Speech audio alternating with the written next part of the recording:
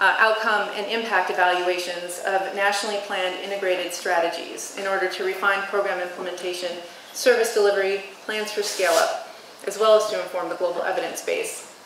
These can be planned for, again, I want to reiterate, alongside the program planning process, not after. And they can take into account how to use the M&E data being generated, but that's really another presentation. And I also want to make a note about evaluation designs, and that there is a lot of complexity, as I've mentioned, with integration. And rigorous evaluation of integrated interventions are going to be challenged. You know, we need to face that head on with some strategies that may not be related to observational study designs or alternative designs that may be more realistic in the setting. And I had a whole other thing to say here, but in the sake of time, I'll go on. The whole point of generating all this data is to use the data and make changes based on the findings. I want to make a special note about health information systems.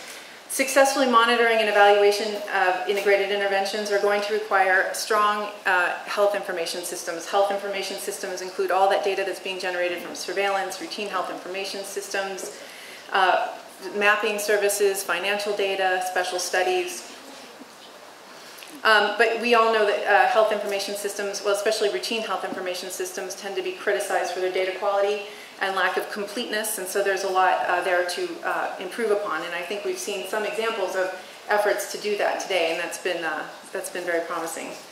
Specifically, I want to highlight two health information system innovations that are important for integration.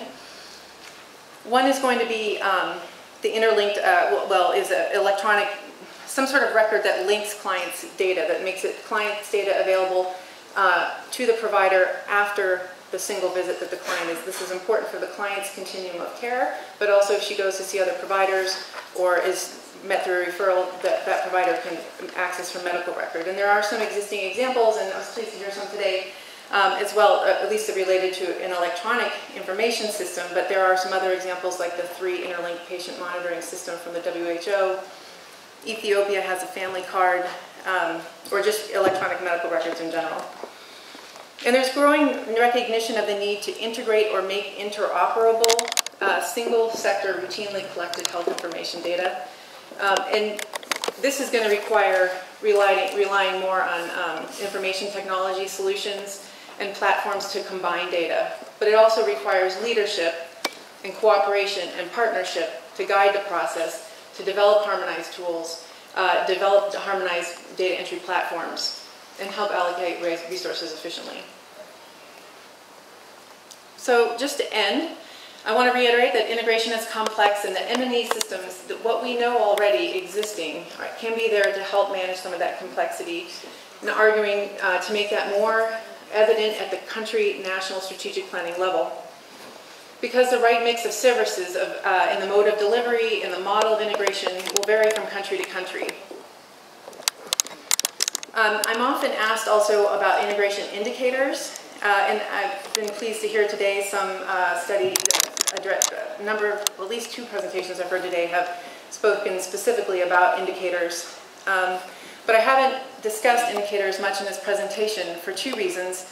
We have a lot of indicators to choose from. I don't think there's a need to necessarily go and create new ones.